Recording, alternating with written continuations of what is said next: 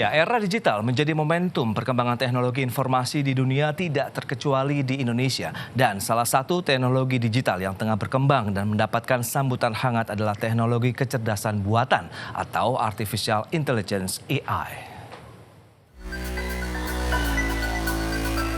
Teknologi kecerdasan buatan atau Artificial Intelligence atau AI merupakan teknologi mesin atau komputer yang dirancang untuk meniru kecerdasan manusia, termasuk kemampuan pengambilan keputusan, logika, dan karakteristik kecerdasan lainnya. Teknologi AI digadang-gadang berpotensi menjadi teknologi yang bisa mengubah kehidupan manusia di masa depan. AI juga dapat dimanfaatkan untuk mendukung berbagai kebutuhan bisnis dan industri di negara-negara maju, tidak terkecuali di Indonesia. Laporan survei McKinsey yang bertajuk The State of AI in 2022 seperti dikutip media menyebutkan, sektor industri yang paling banyak menggunakan AI untuk pengembangan kualitas produk dan layanan adalah jasa keuangan. Sektor lainnya adalah jasa profesional, telekomunikasi, layanan kesehatan, dan retail. Sementara di Indonesia, merebaknya pandemi COVID-19 telah menjadi momentum kebangkitan era digital di tanah air. Hal ini seiring dengan masifnya penggunaan internet akibat penerapan kebijakan pemberlakuan pembatasan kegiatan manusia atau PPKM. Perkembangan AI pun menjadi lebih pesat seiring dengan bertambahnya pengguna internet. Saat ini, banyak perusahaan rintisan atau startup di dalam negeri yang telah memanfaatkan teknologi AI dalam menunjang operasional bisnis mereka. Hal ini disebabkan oleh semakin tersedia dan terjangkaunya aspek penunjang yang dibutuhkan untuk menyertakan Artificial Intelligence dalam kegiatan bisnis, sehingga tidak lagi menjadi dominasi untuk negara maju atau perusahaan besar saja. Sebab untuk memproses jumlah data yang luar biasa besar atau masif, diperlukan kapasitas atau computing power yang mumpuni. Dan dengan perkembangan teknologi cloud computing yang dikombinasikan dengan AI, membuat AI tidak lagi menjadi suatu hal yang mahal. Jakarta, Tim Liputan, IDX Channel.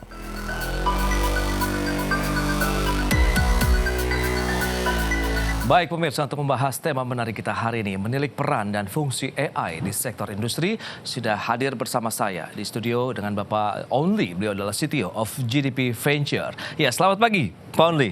Selamat pagi Pak, thanks for having me. Siap, salam sehat Pak. Sama-sama. Baik, terima kasih juga atas waktu yang disempatkan. Langsung saja kita membahas terkait dengan Artificial Intelligence. Ini kecerdasan buatan begitu yang tengah menjadi fenomena saat ini Pak Only. Nah, mungkin bisa dijelaskan seperti apa sih perkembangan AI saat ini baik di global maupun di Indonesia ini Pak Only? Ya, kalau secara global ya, kalau kita lihat sejarahnya AI, itu started in 1950. Oke. Tapi yang ada breakthrough betul-betul tuh about 10 years ago, waktu mereka invented deep learning, itu part of AI gitu. Oke. Nah, yang betul-betul di-amplify ini for the past 7 months, itu waktu ChatGPT keluar. Itu salah satu cabang aplikasi daripada AI. Ya, jadi karena itu, kalau kita lihat tuh stage-nya dari research ke corporate industry, and then di consumerize. Itu happen sama dengan telepon, internet, sama PC. Jadi itu ada patternnya. Kalau semua teknologi itu begitu di consumerize, baru semua everybody to aware. Yeah. Karena banyak hal-hal yang back office kan consumer nggak aware itu. Jadi buat kita di global sekarang lagi salah satu the hottest topic, including di Indonesia.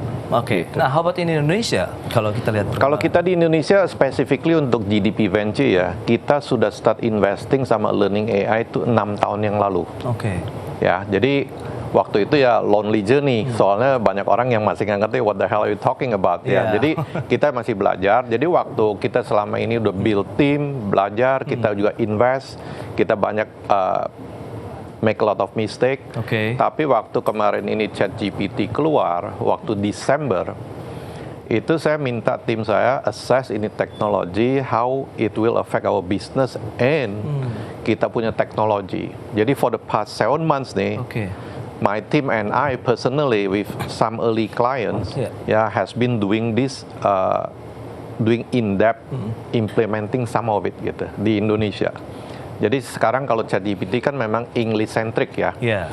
Kalau yang kita buat ChatGPT yang di Indonesia ini, kita lebih banyak bahasa Indonesianya karena diadaptasi kan buat lokal market gitu.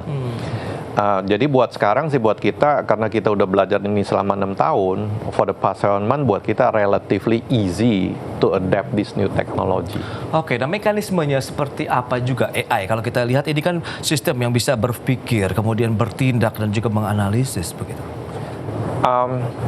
Jadi kalau kita lihat ya, sekarang kalau AI, memang dia ada beberapa hal kasih impression bahwa itu bisa berpikir, reasoning, and so on, kayak human lah. Iya. Kalau kita kan real intelligence, kalau ini Betul. artificial intelligence. Yes. Jadi memang kalau memang cara kerja mereka itu salah satunya, in the case of ChatGPT, mereka tuh crawl over 1 billion website di seluruh dunia. Oke. Terus ada buku juga, mereka itu semua diabsorb in such a way. Jadi semua knowledge yang ada sekarang di internet, ya boleh kata tuh kalau kita tanya, dia bisa tahu karena itu semua sudah datanya sudah disuck-in sama diproses. Oke. Ya, jadi sekarang di dunia memang kurang lebih ada 1 billion over 1 billion website. Unfortunately, 58% itu ditulisnya dalam bahasa Inggris. Kalau bahasa Indonesia cuma 0.6%. Oke. Jadi kalau GDP sekarang lagi bekerja sama dengan Korika, BRIN, di mana kita bisa menambahkan data-data yang khusus bahasa Indonesia, berikut data-data tentang Indonesia supaya kita juga ada domain expertise yang tentang Indonesia masukin ke teknologi AI ini. Begitu. Oke. Berarti memang kita di-localize lah. Nah, itu dia. Kita kearifan lokal yang diangkat ya bicara mengenai AI. Baik, kita akan lihat jenis-jenis apa saja sih dari AI ini yang digunakan oleh industri di Indonesia ataupun secara individu. Kita bahas nanti di segmen berikutnya. Pemirsa, tetaplah bersama kami. Dan masih bergabung bersama kami dalam Market Review. Pemirsa, berikut ini kami sampaikan sejumlah data terkait dengan industri pengguna AI secara global itu mana saja. Ya, data selengkapnya bisa Anda saksikan di layar televisi Anda. Kita lihat beberapa industri yang menggunakan AI. Ada jasa keuangan ini sekitar 31%, kemudian jasa profesional 8%, telekomunikasi atau high-tech sekitar 7%, layanan kesehatan 4%, kemudian retail atau bisa dikatakan adalah produk konsumen itu sekitar 4%. Ini data McKinsey, The State of AI di tahun 2022. Kemudian aplikasi AI terbanyak yang digunakan, kita lihat per April 2023, ChatGPT tadi sudah oleh Pak Only begitu ya. Kemudian ini sekitar 52%, Copy.ai 29%, Luminar AI 18%, Oracle 15%, kemudian DALL-E 12%, Lalai 12% dan Automatic 11%. Selanjutnya, kita akan cermati dari sisi strategi pemanfaatan AI di Indonesia. Ini rencana dari Kementerian Komunikasi dan Informatika. Yang pertama, menyiapkan dan mengembangkan talenta digital yang cakap terkait dengan teknologi AI, kemudian memfasilitasi pengembangan ekosistem dan menyusun regulasi serta tata kelola. Baik, kita akan lanjutkan kembali perbincangan bersama dengan Bapak Only, CTO of GTP Venture. Baik, Pak Only, kita akan lanjutkan kembali. Kalau berdasarkan data-data yang tadi sudah disampaikan, nah jenis-jenis dari AI yang paling banyak digunakan kan memang jasa keuangan, kemudian profesional. Nah, di Indonesia sendiri lebih banyak seperti apa nih jenis-jenis? Apakah ChatGPT tadi yang memang banyak digunakan, Pak? Ya, sekarang sih kita lagi kerjasama, ada beberapa klien ya, early adopter sama innovator yang memang mau mencoba gitu. Kita mengadakan POC, kita ada klien dari banking, kita ada juga klien dari legal.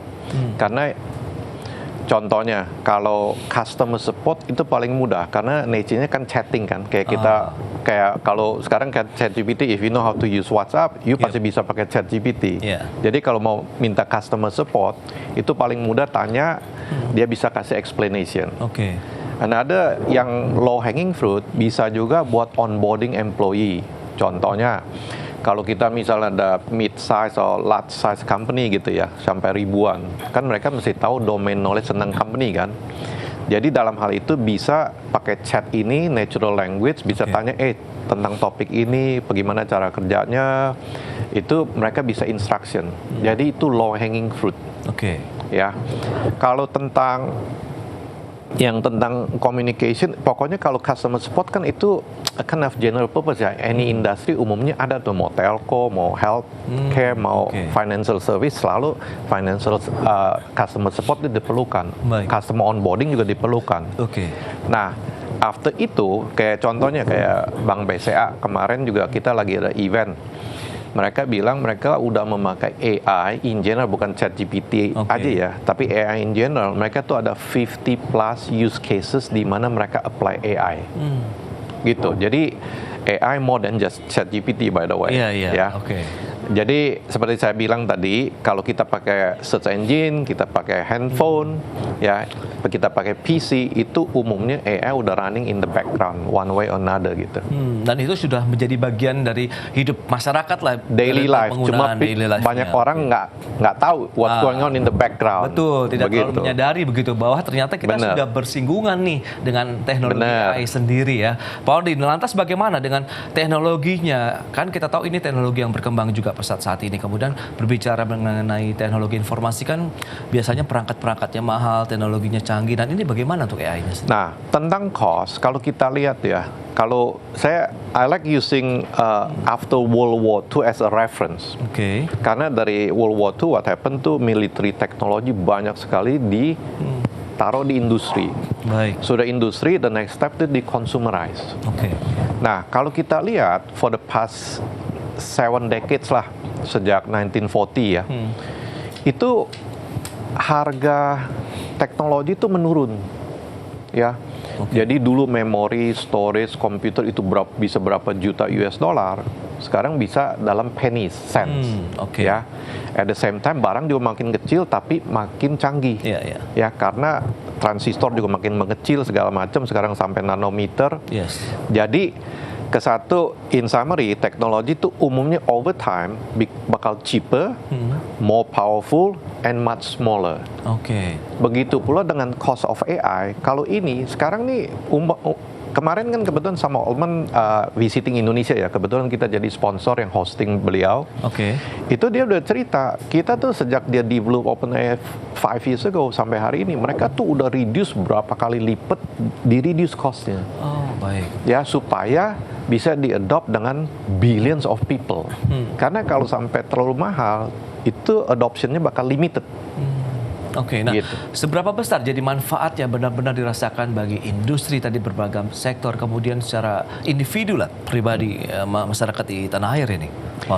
Kalau begini, kemarin juga waktu saya present ya, dengan ada event di BC sama GDP, saya ada present data-data dari expert sama industri. Ada sampai saving 70%, ada yang sampai dari months, weeks ke hours di reduce ya. Nah, dari pengalaman saya pribadi sama tim saya for the past 7 months, ini dengan ada teknologi ini, kita juga observe itu betul. Bisa dari works yang dari weeks, days, itu saya bisa kerjakan within hours, kadang-kadang below 1 hour. Itu my personal experience.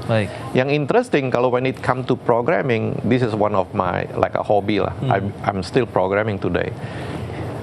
I love programming. The nice thing having ChatGPT technology like this, itu make it more fun. Karena banyak hal-hal yang boring ya, yang nggak fun, itu bisa di take care mechanic stuff. Jadi saya fokus ke creativity side-nya. Ya itu bonus buat saya. Karena increase productivity udah expected. From day one I expect that. Tapi the fact make it more fun, ya lebih less stress, karena programming tuh very intense sama fokus. Jadi hal-hal yang mekanik gitu udah di take care sama ChatGPT, I focus on creativity. Jadi as a result, bukan aja saya improve productivity, juga my work become higher quality.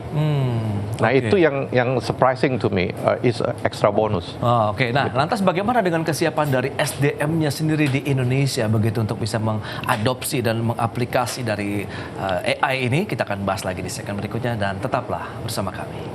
Baik pemirsa, kita lanjutkan kembali perbincangan menarik ini bersama dengan Bapak Only, CTO of GTP Ventures. Ya, Pak Only, ini menarik kalau kita lihat kesiapan SDM. Bicara mengenai teknologi tadi sudah Anda sampaikan dengan luar biasa sekali bahwa perkembangannya pun per second. Bisa kita lihat kemajuan yang dirasakan dari industri teknologi khususnya artificial intelligence atau AI ini. Nah, bagaimana dengan SDM yang ada di Indonesia saat ini untuk mereka siap menjadi mungkin aplikator atau pengembang dari AI sendiri? Sebenarnya tuh kita ya has been having shortage of digital talent. including AI obviously, even so, Oke. including Indonesia. Now the good news, kita tuh major university di Indonesia itu sudah ada major di AI, sudah ada major di computer science, ya. Oke. Tapi still we cannot produce talent tuh fast enough. Karena apa? Karena kita everyday itu increasingly more and more depending on digital. Karena jadi supply and demand-nya tuh nggak mencukupi. Ya, selalu ada gap begitu ya. Selalu ada gap. Ini global shortage, ya bukan. Tapi saya mengharapkan dengan adanya ChatGPT like teknologi ini, dengan the new technology yang prompting engineer, itu getting closer the gapnya. Jadi di dunia sekarang Pak ya, dengan 8 billion populasi, kita tuh cuma ada less than 30 million programmers in the world. Ya, kalau AI itu even much less. Kenapa itu? Dari 8 billion cuma 30 billion. Cuma 30 million karena memang programming is not easy. Saya banyak kok teman lihat friends and family di mana mereka drop out dari computer science karena tools itu masih susah. Tapi saya mengharapkan dengan ChatGPT ini itu karena make it easy, itu nanti kita increase. Malah kemarin tim saya tuh waktu ini saya bilangnya the next billion programmers. Karena dengan cara ChatGPT kita bisa programming using English language. If you know how to use WhatsApp, if you know bahasa Indonesia, if you know English, then you can program sekarang. Jadi itu di-consumerize benar-benar itu. Nah itu dia. Kalau misalnya tadi upaya pemerintah, itu kan ada beberapa langkah menyiapkan talenta, kemudian ekosistemnya dan juga kebijakan-kebijakan regulasinya. Anda melihat bagaimana peran pemerintah sendiri untuk melihat persiapan Indonesia? Kalau saya sih kebetulan ya, saya salah satu advisor atau senat member dari Korika. Korika itu organisasi dari negara di mana to execute kita punya National AI Strategy. Jadi waktu Agustus 10 ya, 2020, itu Profesor Hamam dengan Profesor Pak Bambang dan juga Presiden Jokowi announce AI National Strategy. Nah, Korika itu salah satu yang execute.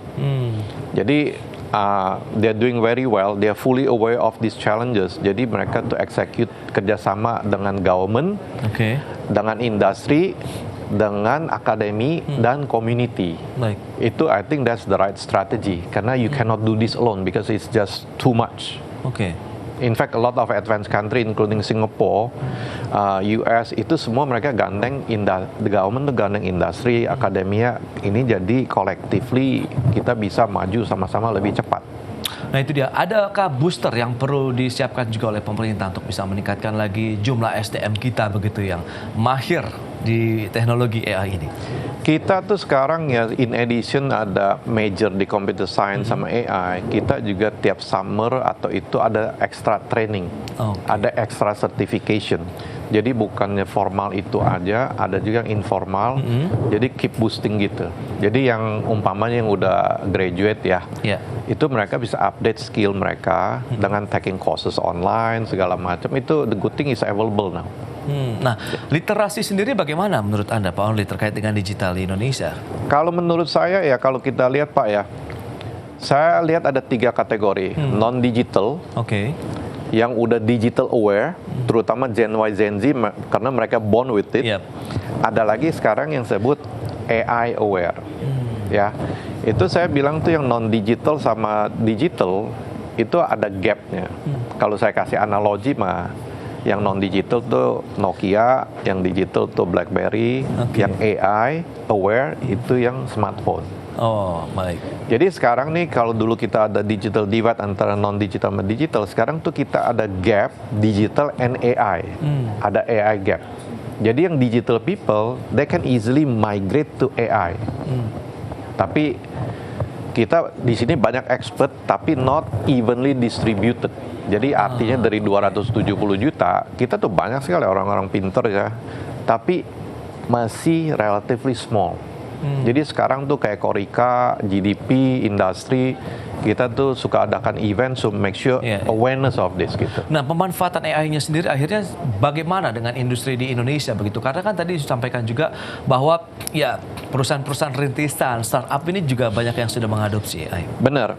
Jadi seperti saya bilang tadi, AI itu seperti PC, internet, sama smartphone is a general purpose technology. Artinya apa? Oke. Any general purpose technology ini bakal cover semua industri, including government, school, akademia, semua industri bakal pakai ini. Oke.